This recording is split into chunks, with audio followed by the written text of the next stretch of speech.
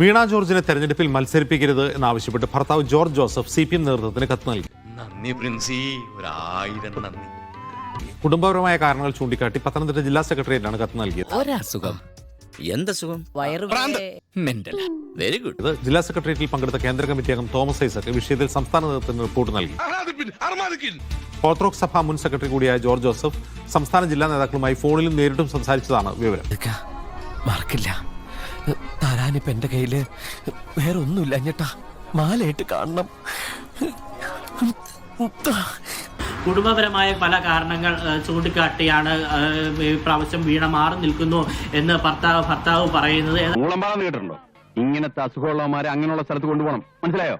അല്ലെങ്കിൽ വീട്ടിൽ പൂട്ടിയിടണം, അല്ലാതെ നടു റോട്ടിൽ മേയാൻ വിടരുത്. വരുന്ന നിയമസഭാ തെരഞ്ഞെടുപ്പിലും മത്സരരംഗത്ത് വീണ ജോർജ് ഉണ്ടാകുമെന്ന സൂചനകൾക്കിടെയാണ് വീണ ജോർജിനെ തെരഞ്ഞെടുപ്പിൽ മത്സരിപ്പിക്കരുത് എന്നാവശ്യപ്പെട്ട ഭർത്താവ് ജോർജ് ജോസഫ് തന്നെ രംഗത്തെത്തിയിട്ടുള്ളത്.